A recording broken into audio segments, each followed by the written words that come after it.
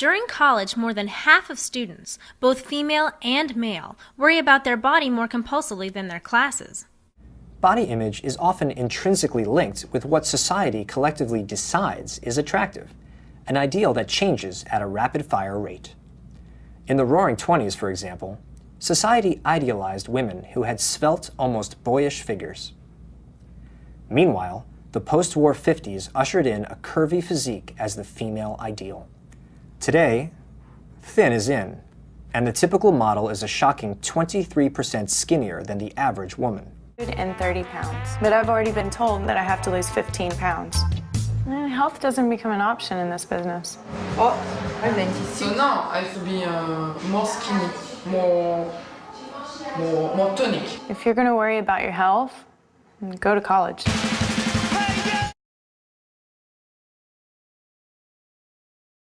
I think that body image is a really relevant issue for college students in general, for men and for women. But I think that sort of what I focus on more is primarily how pressure to look perfect or to fit the ideal stereotypical body image affects women. I think on our campus, because we're 65% female, that we have there's even more pressure for female students to fit a mold of a certain level of whatever attractiveness is sort of perceived, and that has to do with size and shape, and it can even extend to things like ethnicity and hair and eye color and things like that. And so I think that what ends up happening is young women feel really, really pressured, so they do a lot of things as a result of this. Some of it can be based on diet and exercise, some of it can be actual disordered eating and issues that kind of go along with that. So it may not be necessarily anorexia or bulimia, but it could be. But disordered eating, where someone might be restricting like an entire food group, like I'm not eating carbs anymore, until I lose weight. And it might also be something along the lines of compulsive exercise. So have to exercise a certain amount of hours every day, and if that doesn't happen, then there's negative feelings about that. But I think it's also money spent on cosmetics, on things like that. Just sort of, it goes way beyond whatever you would deem self-care.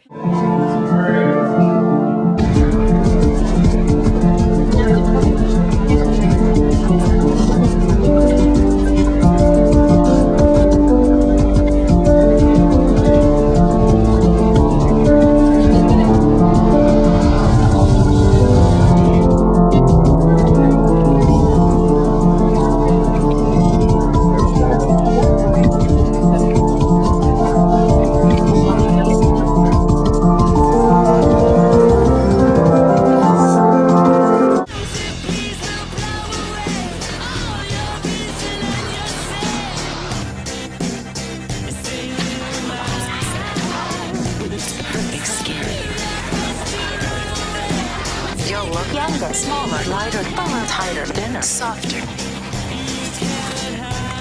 It really works.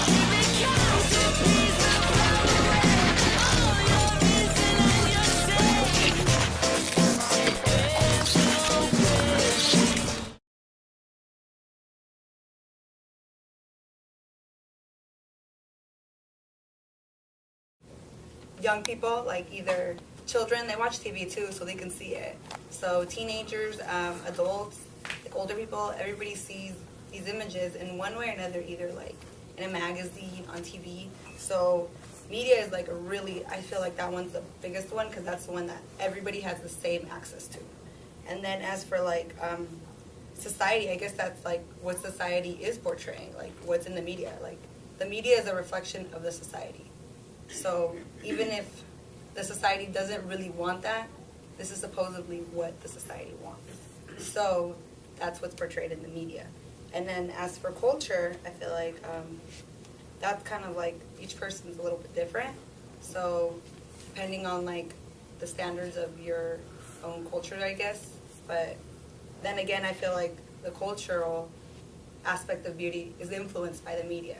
So I feel like it all kind of ties back to the media and then like society. The way that I feel the media portrays beauty is that it's never perfect. The goal of reaching beauty is never really done, there's always something wrong, and so that's how it's portrayed, and that's what creates this feeling within us that we feel like we need to live up to this standard that doesn't actually exist. And I don't really feel like I'm represented. I feel that the media has an image of beauty that's unattainable, and it's unrealistic, and it's fake, and it's plastic. They're saying that you're only beautiful if you look like this, or you have the newest product, you need to buy this, you need to have that. And I just think that beauty is inside everyone. Everyone's beautiful, and I don't think that the media should be able to tell us what beauty is, and I think we should define it for ourselves. Every woman is beautiful in her particular way, really. And some are more beautiful in the way that you're supposed to look. But if we developed eyes and we developed the spirit to see beauty in a different way, you would see every woman is beautiful. There was a great experience I had when I was in Africa. And this one woman in the middle of the fields outside of Nairobi in the Rift Valley, I said, "Do you like your body?" And she looked at me like I was crazy. You know, like I'd come from, she was like my body, like my body. Ooh, ooh, my body. I love my body. I love my hands. Ooh, my fingers. Look at my fingers, my fingernails. Little crescent moons, my hands. Look at my hands. And my arms, so strong. They carry me along, my arms so strong. Ooh, and my legs. My legs can wrap around a man and hold him there. But my dress, I was like, whoa, whoa. And I said, I don't know how to do that, Leah. I don't know how to love my body. And she said, what's wrong with your body? And I said, well, I have this stomach. And she goes, stomach? Your stomach is meant to be seen. So she said to me, Eve, do you see that tree? Do you like that tree? Now look at that tree. Do you like that tree? Do you say this tree isn't pretty because it doesn't look like that tree? Do you say this tree is ugly because it doesn't look like that tree? You're a tree. I'm a tree. You've got to love your tree. Love your tree.